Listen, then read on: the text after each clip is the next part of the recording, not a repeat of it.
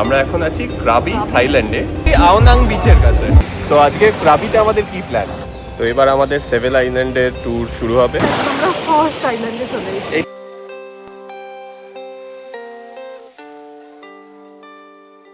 Hello সবাইকে, welcome back to our channel. আমরা এখন আছি ক্রাবি থাইল্যান্ডে, তো আমাদের সাথে দেখতে থাকুন আপনারাও। তো লং উইকেন্ডে 2-3 দিন ছুটি কাটাতে আমরা চলে এসেছি ক্রাবি থাইল্যান্ডে। তো এখন আমরা আছি আওনাং বিচের কাছে। এটা আওনাং বিচের ওখানেই আমাদের হোটেল। ব্যাঙ্গালোর থেকে কিন্তু ক্রাবির ডাইরেক্ট ফ্লাইট আছে, কোনো লেওভার ছাড়াই। তবে পৌঁছেছিলাম অনেক রাতে, তাই পরের দিন সকালে আমরা শুরু করছি ক্রাবির ট্যুর। তো আজকে ক্রাবিতে আমাদের কি প্ল্যান? তো ক্রাবি থেকে প্রচুর আইল্যান্ড হপিং ট্যুর হয়। তো আজকে আমরা ওরকম যাব একটা 7 আইল্যান্ড হপিং ট্যুরে। আর ওখানে দুটো টাইপেরই বোট যায়, long tail boat and speed boat. আমরা লং টেল বোটটা নিয়েছি। তো চলুন আমাদের সাথে দেখতে থাকুন আমরা কোথায় কোথায় যাই। ক্রাবিতে এমনি কিন্তু সিটির মধ্যেও অনেক হোটেল আছে, তবে আমরা আওনাং বিচের কাছেই ছিলাম। আমাদের হোটেল থেকে বিচটি মাত্র 500 to 600 মিটার্স দূরত্ব ছিল এবং পায়ে হেঁটে 5 থেকে 10 মিনিটের মধ্যেই পৌঁছে যাওয়া যাচ্ছিল।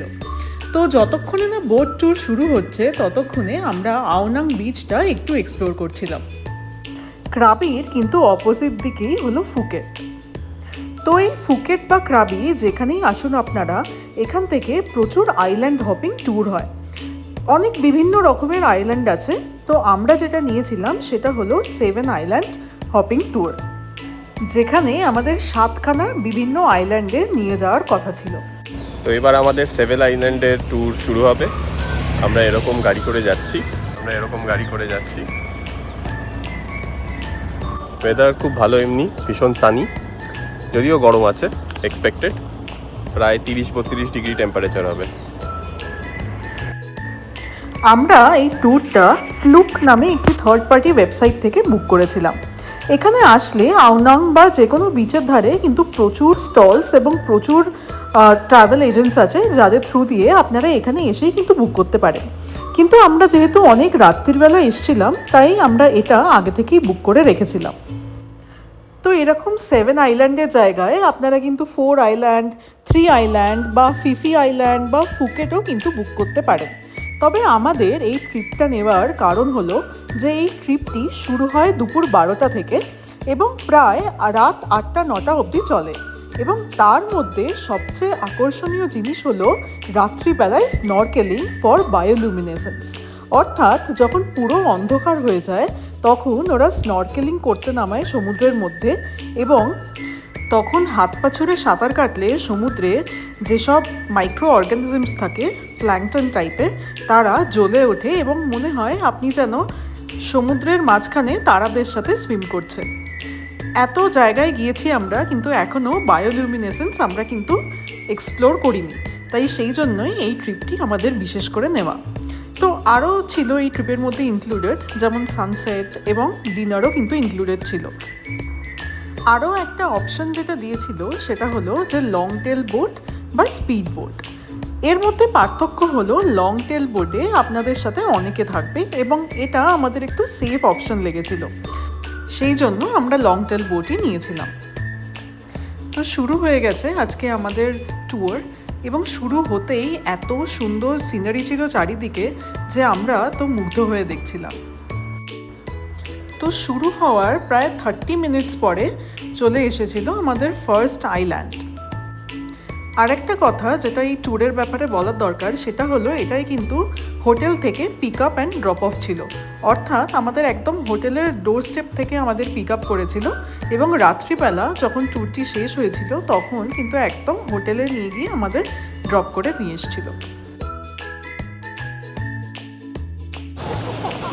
তো আমরা 7 আইল্যান্ড ট্যুরে আমরা ফার্স্ট আইল্যান্ডে চলে এসেছি। এইটার নাম কি বলে? টাপ, TUP, টাপ আইল্যান্ডে। এই আইল্যান্ডগুলো যেহেতু ভীষণ ছোট, তাই এখানে কিন্তু সেরকম টয়লেট বা চেঞ্জিং রুমসের অপশন নেই। তো আপনাদের যদি সমুদ্রে নামতে হয় তাহলে অবশ্যই নিজেদের বেদিং স্যুট বা যেটা পরেই আপনারা নামতে চান সেটা কিন্তু প্রথম থেকেই পরে আসা উচিত। তবে এমনি প্রচণ্ড গরম ছিল, তাই ভিজে কাপড়ে থাকলেও কিন্তু কোনো সমস্যা হচ্ছিল না।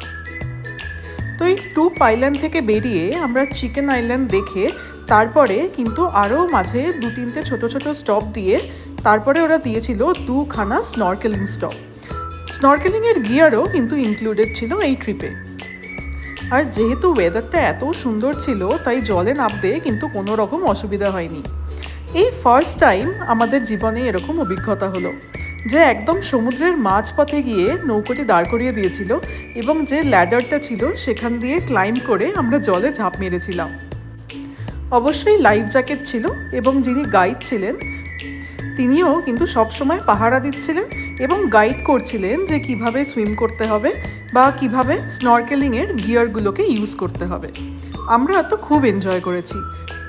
সমুদ্রের তলার জগৎটা যে কত কালারফুল আর কত আলাদা এরকম সময় কিন্তু বোঝা যায়।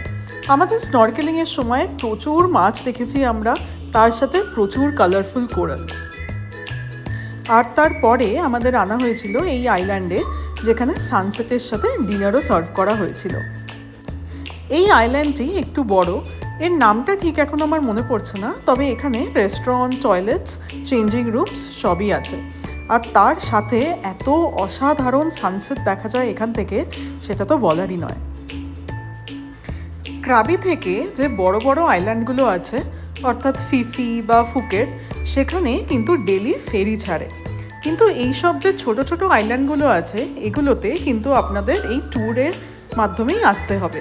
কোনো নর্মাল ফেরি বা নর্মাল বোট কিন্তু এখানে তেমনভাবে যাতায়াত করে না। আর যেটা বললাম যে আপনারা যদি জলে নামতে চান তাহলে কিন্তু একেবারে সেই পোশাক পরেই আসতে হবে, কারণ এখানে চেঞ্জিং রুমের একটু সমস্যা তো ডেফিনেটলি আছে। তো সানসেট তো খুব সুন্দর দেখেছি আমরা এই আইল্যান্ড থেকে।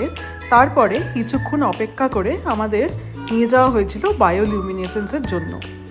বায়োলিউমিনেসেন্স পুরো অন্ধকার না হলে দেখা যায় না, তাই এখানে আরও কিছুক্ষণ অপেক্ষা করলাম আমরা সানসেট হওয়ার পরে, যাতে পুরো অন্ধকার হয়ে যায়। আমাদের আগের ব্লগে আপনারা নিশ্চয়ই দেখেছেন যে আমরা ফিনল্যান্ডে গিয়ে নর্দার্ন লাইটস দেখেছিলাম।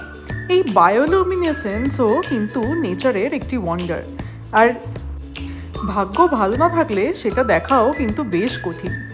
আমরা যবে গিয়েছিলাম তবে সেই কনসেন্ট্রেশনস অফ দ্য প্ল্যাঙ্কটনস, মানে যেটার থেকে বায়োলিউমিনেসেন্স হয়, সেটা অত ভালোও ছিল না। তাই আমরা জলে নেমে দেখেছিলাম বায়োলিউমিনেসেন্স, কিন্তু অতটা ভালোও নয়। যাই হোক, তারপরে আমাদের হোটেলে পৌঁছে দেওয়া হয়েছিল এবং এই ব্লগটা এখানেই শেষ করছি। দেখা হবে আবার পরের দিন ক্রাবির সেকেন্ড ডে নিয়ে। ভালো লাগলে do subscribe to our channel the suitcase couple.